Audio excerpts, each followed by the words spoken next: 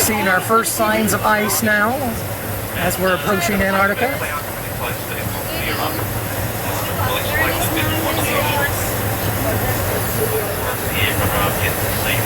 In about 3 minutes, they say we'll be crossing over the Antarctic coastline. One or two other things will happen. Obviously, we'll be changing altitude at various times. And most importantly, in order to get to the best viewing area and also to improve the waving view, we do change the speed of the aircraft quite a lot. And that will change the cruise of the engine considerably. Don't think there's anything wrong, it's just something we have to do to give you the best possible view. So once we get a little bit closer, we've just said we're not going to do that yet. You will get some glimpses out both sides, probably a little bit better than glimpses, I guess. This cloud is definitely breaking up as forecast, and as we get further down towards the south, we'll start to see absolutely negative contour. Just remember what I said before, I use the philosophy to try and describe this to you. Once you've seen it, you know exactly what it is. So, get your cameras ready and be ready for this very, very spectacular video.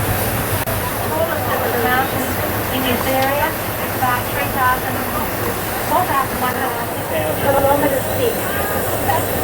And going on the left, if you look very much to the horizon, you can see the Ross Sea.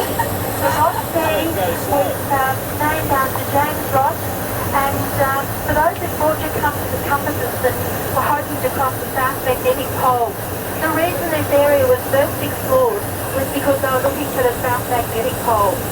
You both sides at the aircraft track off, and now on the left you're seeing those great little feeder glaciers that head down to the Swedish pack.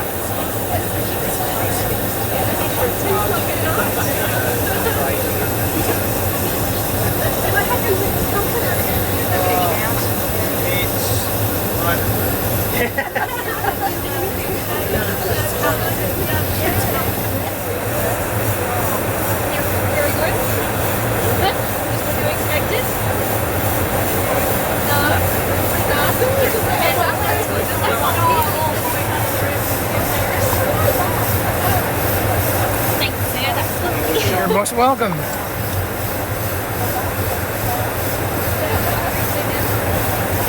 Beaches like frozen waves in the ice, and travelling over the ice inland, it can be a very slow process. Travelling by tractor train, we've travelled with loads and sledges. We travel at about 6 kilometres an hour. In a Hagland Rover snow vehicle, perhaps a little bit faster, but a very, very bumpy ride.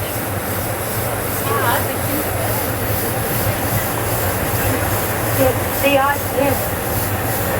ice cap can be 3 kilometres to 4 kilometres thick, so you can see here it's swirling very slowly, sometimes only moving millimetres a year as it heads out, comes descending down towards the ocean.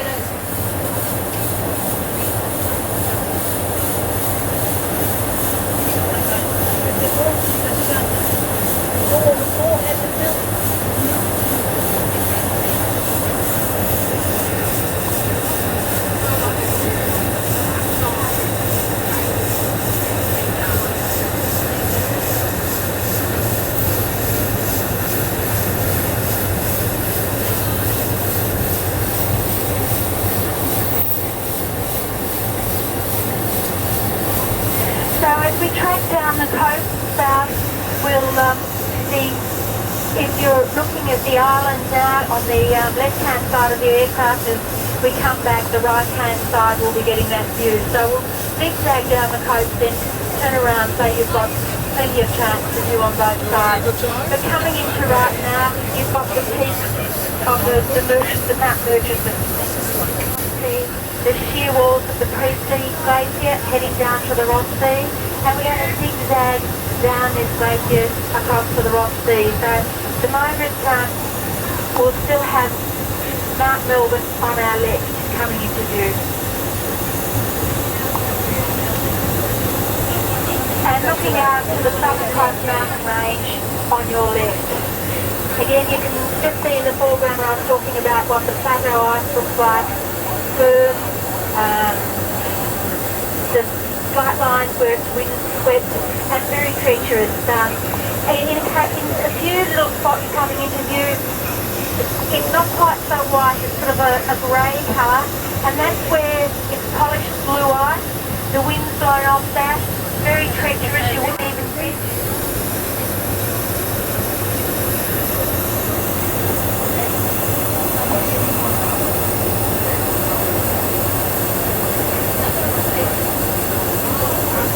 And coming into view on the right, you can see down to the mouth of the glacier to the Ross Sea.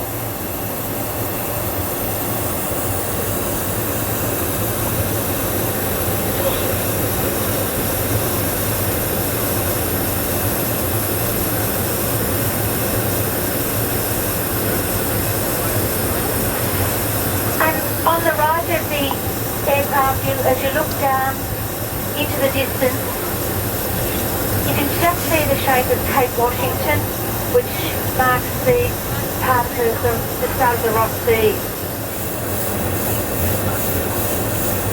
Sorry, David.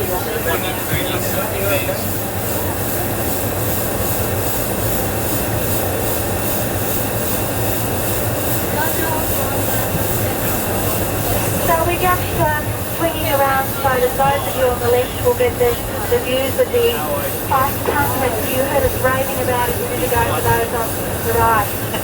As you look down on the left too, close to the mountain peaks just below us, you can see a strip of like dirt close in the ice. It's the moraine line that the ice sweeps along, and it's not unusual to see that area of rocky rocks trapped in the ice that then gets moved along. Occasionally in an iceberg you'll actually see the dam.